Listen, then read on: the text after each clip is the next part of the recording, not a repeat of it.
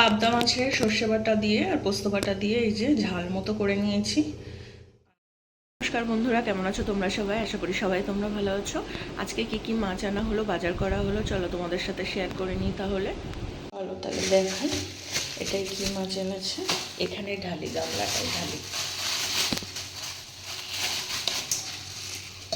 ও এখানে এনেছে পাবদা মাছ আর এটা কি মাছের ডিম তো বুঝতে পারছি না। মাছের ডিম নিয়ে এসেছে, এখন দেখি শুধু মাছের ডিম নেয়ও।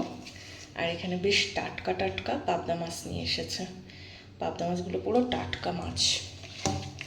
এই মাছটা তো পুরো লাল একদম, দেখুন খুব সুন্দর মাছটা, দেখতে খুব সুন্দর। আর এখানে কি নিয়ে এসেছে দেখি একটু, দাঁড়াও যাচ্ছি। এখানে মনে হচ্ছে মাথা, হ্যাঁ এখানে এনেছে একটা বড় মাথা কাতলা মাছের। এই কাতলা মাছের মাথাটা মুগ ডাল দিয়ে করব, মুড়ো ডাল বানাবো, খুব সুন্দর লাগে মুড়ি ঘন্ট বানাতে, সুন্দর কাতলা মাছের মাথাটাও। এটা দেখি মুড়ি ঘন্ট বানায়, আর এটা দেখি সর্ষে আর পোস্ত দিয়ে পাবদা মাছটাকে করি। আর ডিমটা দেখি কী দিয়ে খেতে চায়, এমনি ভাজা খেতে চায় দেখি, তাহলে তাই করে দেবো।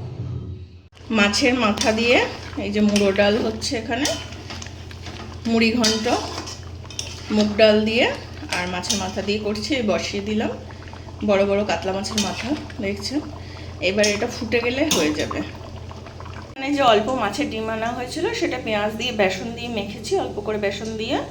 এবার এই যে কড়াই তেল দিয়ে একটা দিয়েছি সবে, দেখছি এটা কেমন হয়, গরম হয়েছে কিনা তেলটা। এবার কটা কটা করে দিয়ে এরকম ভেজে নেব ডিমগুলো। পাবদা মাছের সর্ষে বাটা দিয়ে আর পোস্ত বাটা দিয়ে এই যে ঝাল মতো করে নিয়েছি।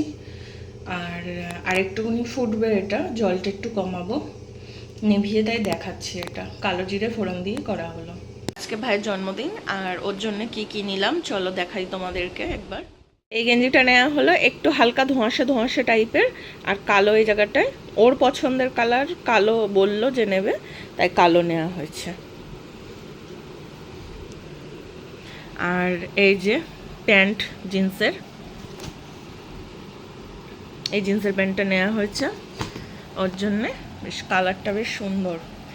কারেন্টটা অফ হয়ে গেল বলে একটু কেমন একটা লাগছে। কেমন হয়েছে জানাবেন।